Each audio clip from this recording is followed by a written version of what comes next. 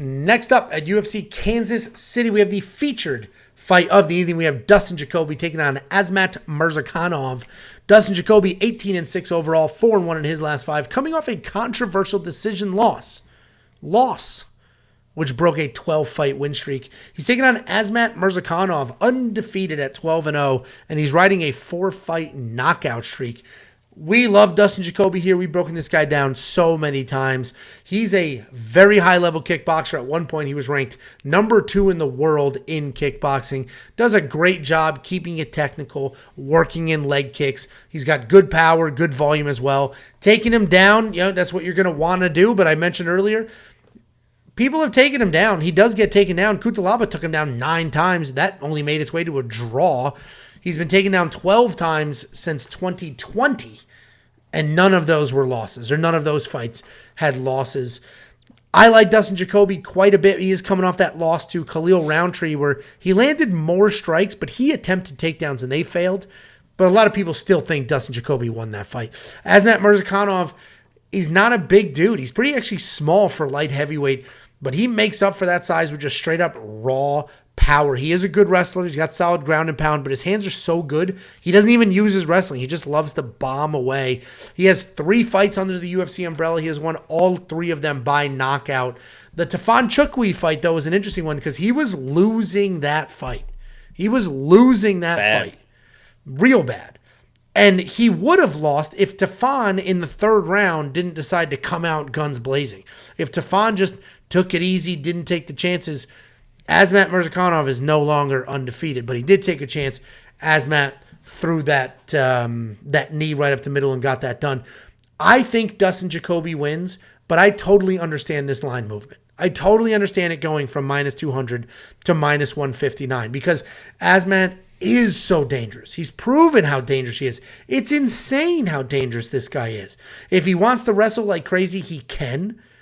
If he lands clean, he can get the knockout. So Azamat Murzakanov is going to be the much, much more dangerous guy, but I trust Dustin's just straight up kickboxing technique to keep it clean, to keep it technical and get it done. Dustin Jacoby is the pick, but I don't necessarily trust anything on this enough to bet. What do you think, Jakey boy? Yeah, I'm obviously a biased Dustin Jacoby fan. I was I've been a big fan of his for a while. Da Un Jung fight, everyone was making fun of me because I said he was going to win that fight. Oh, Da Un Jung's going to knock him out, and he actually got the knockout. So I'm biased for Dustin Jacoby.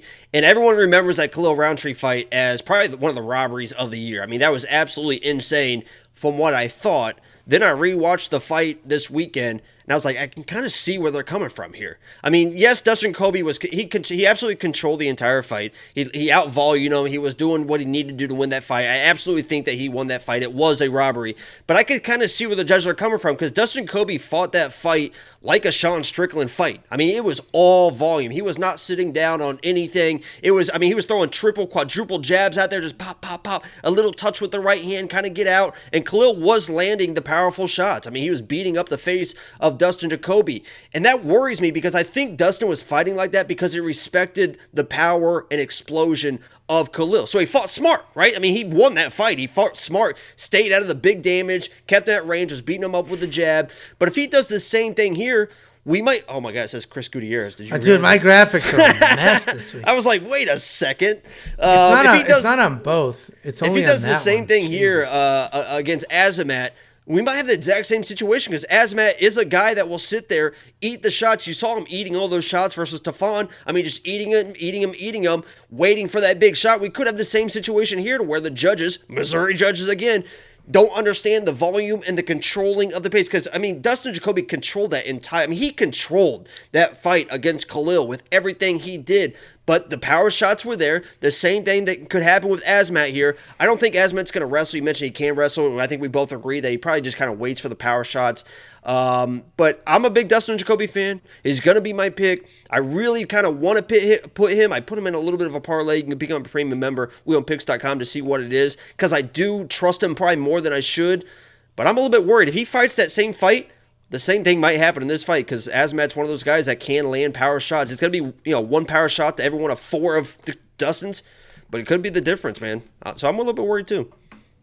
Yep, I hear you. I don't trust my money here. I wanted to go in on Dustin because we've done well on Dustin in the past, and I think he won that last fight. So in my mind, the dude's undefeated in the UFC, at least in the last however many years. And I'm honestly glad that they didn't just like say, okay, now we're done with you, because he was working his way up. He won a ton in a row. Now they're like, okay, let's see if he really is that guy. We'll put him against an undefeated guy, main card of a live crowd. So I really do appreciate that the UFC was like, okay, we understand that was nonsense. Let's keep giving you prospects and kind of work you up the rankings. So I hope he gets it done. I'm a big Dustin Jacoby fan. Yeah, it'll be interesting. It'll be interesting if we get to see Azamat's wrestling. We haven't seen his wrestling in the UFC that much, but outside the UFC, it is there. It'll be interesting if he goes to that in this fight, knowing he's fighting a very good kickboxer. Should be a really fun fight. $8,900, Dustin in DraftKings. I'm going to have to look a little closer to see how well he scores. Obviously, he does have that knockout, but outside of that one knockout, he's really not a knockout guy. He's a point kickboxer, which typically does not score well in DraftKings, but I got to take a closer look because his volume is crazy, so he may score better than I think. If you're on the Azamat side, then you're getting a discount. 12-0. A whole bunch of stoppages. Russian wrestling. $7,300. We may be the dumbest people in the world for not being like, guys, you're getting an undefeated Russian wrestler who's got power in his hands and a bunch of knockouts at plus money and $7,300 in DraftKings. It might literally be that simple. And we're going to find out. It could be, because this could be, I mean, just like it's almost like Izzy and Alex, just kind of a weird comparison, but just controlling the whole fight, the first fight, controlling the whole fight for Dustin, and then bam, fight's over. That's how you beat the Fawn. 100%. 100%. WeOwnPicks.com, as Jacob mentioned, to unlock the bets, the picks, the DraftKings optimizer, and all of the things.